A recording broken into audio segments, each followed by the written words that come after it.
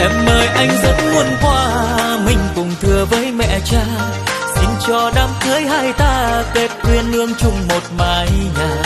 Cô bác thôn làng ta hai gia quyến vui cười thiết tha, rộn ràng châu cao tưới kết duyên muôn. Giờ lúa con bầu đi trà, giờ tiền lúa giờ lo thiên đá, giờ tiền có thiên cụ sĩ lúa, lo lún tu nên chỉ xem ra, giờ tiền cho lo cho chỉ tao, trong ly trái tiền nhẹ lòng.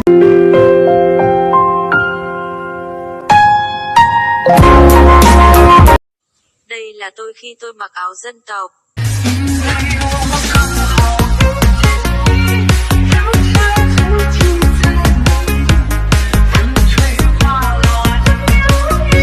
Hôm nay chơi lớn, đấy là mặt mộc của tôi, không áp, không son, không phấn. Xem xong thì đừng bỏ follower nhé mấy ông, và mấy chị, mặt tôi xấu thậm tệ. Bắt đầu nào, nhạc đâu lên.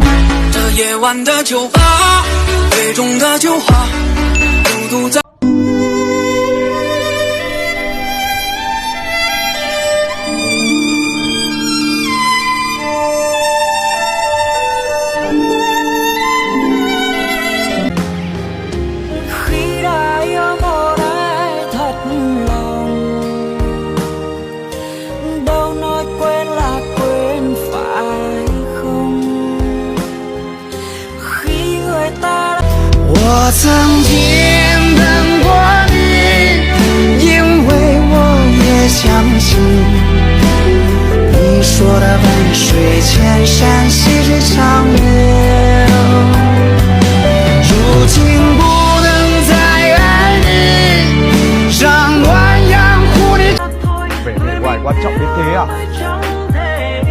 Vẻ bề ngoài quan trọng như thế sao? À! Dù ngày mai bão giông ngập trời, dù em đã yêu ai mất rồi, thì anh vẫn đứng đây như xưa và chờ em tới.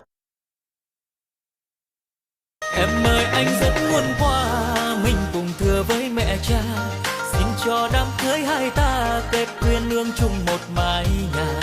Cô bác thôn làng ta hai gia quyến vui cười thiết tha, rộn ràng châu cao tưới kết duyên muôn ngàn tình hương sắc hoa. Phù khắp phù xe phù cho muôn hở non, phò mẹ cánh trường sông nông bầy hương phùa, ai em nó muôn lệ lù cười mơ nông cờ hùa lệ phùa hương à. Vẻ bề ngoài quan trọng đến thế à? Vẻ bề ngoài quan trọng như thế sao? À! Dù ngày mai bão giông ngập trời, dù em đã yêu ai mất rồi, thì anh vẫn đứng đây như xưa và chờ em tới. Đến khi mình chia tay, anh và em chẳng còn thấy nhau. Hai người hai thế giới, hai cuộc sống hai đường đi. Em thì yêu người mới, anh thì tới với người sau.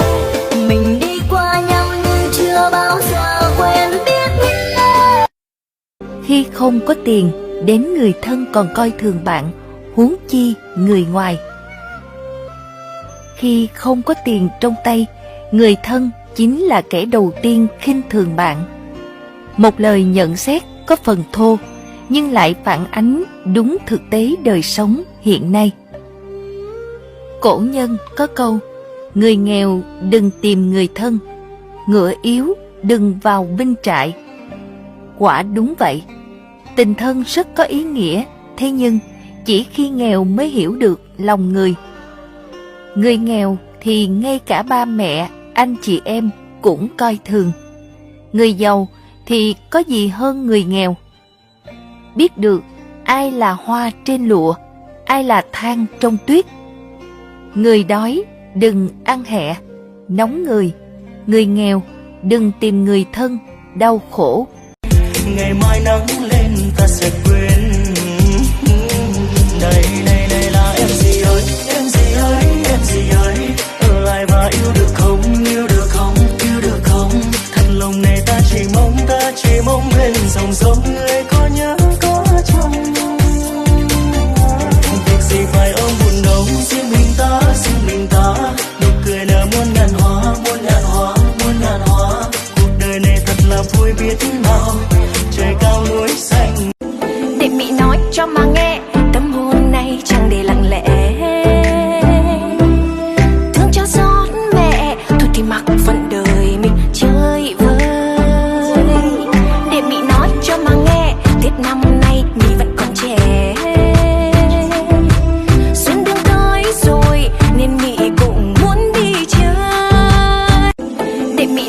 cho mà nghe, tâm hồn này chẳng để lặng lẽ.